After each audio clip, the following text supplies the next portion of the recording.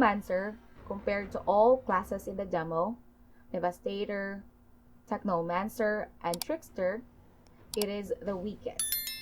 That is, from level 1 to 7. However, the devs say it is the most powerful in the later parts of the game.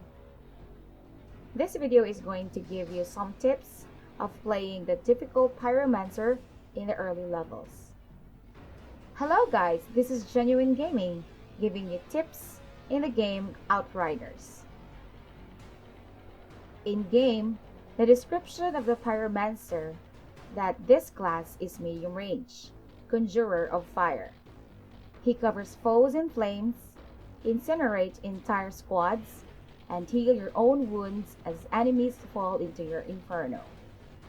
As a Pyromancer, you will recover health whenever enemies marked by your skills are killed. This, for me, is the very first problem of a Pyromancer. That is, his healing capabilities. You have only 15 seconds to kill a marked enemy so that it heals you. Marked enemies are those enemies that got hit by your skills or your melee skill. They are tagged by this symbol. Compared to other classes, the other classes have an easier way to heal themselves. Like the Technomancer, it heals himself every time he damages an enemy. Devastator and Trickster heal themselves by killing enemies up close. Another problem of the Pyromancer, in my opinion, is his close combat capabilities. Compared to Devastator and Trickster, they have a skill that can deal big blows to nearby enemies. Devastator has Earthquake skill, and Trickster has Temporal Blade. Although the Technomancer does not have these similar capabilities, however, close combat is not a big problem for him because he can make enemies not get near him by maximizing his skills. Pain Launcher and Cryo Turret are great skills of keeping your enemies at bay. Let's face it, Pyromancer at early level has poor healing capabilities, poor close combat, and poor damage capabilities. That is why early on, the Pyromancer has to address these weaknesses in order to survive in higher world tiers. Generally, he does not have a problem in dealing with generic enemies if he plays strategically and tactically. The problem comes when he encounters a captain or an enemy boss, since he does not have a skill that deals high enough damage to hurt captains or enemy bosses. So, let's recall the Pyromancer weaknesses. Number 1, poor healing capabilities.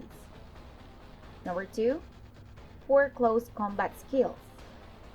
And number 3, poor damage capabilities. This is how I addressed his poor healing capabilities. First, maximize the Feed the Flame skill.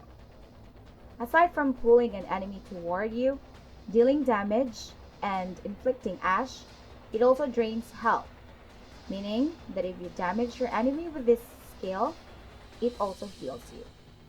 Do not spam this skill. Use it strategically so that it could heal you when you need it the most. Second, use weapons with weapon leech or helps you regenerate every time you kill an enemy. You cannot always kill your marked enemies, and if you need healing, there might not be an available enemy that is marked. Weapons with leech attributes heals you every time you damage an enemy, and weapons with regenerating abilities will heal you if you kill an enemy using it. For number 2 and number 3 weaknesses, poor close combat and poor damage capabilities. They can be addressed by using high-powered guns. Guns that can deal great damage. For example, I always bring a shotgun with me when I play the Pyromancer, so that when enemies are so close, I can deal heavy damage.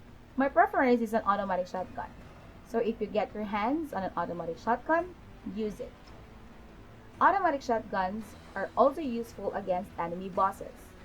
Immobilize them using your Feed the Flame skill and hit him hard with an automatic shotgun.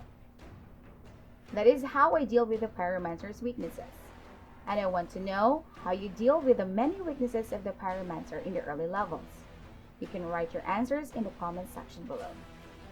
I hope this video is helpful, and please give a like if it's useful. And also do not forget to subscribe for more video games tips and reviews. See you in the next video. Ciao!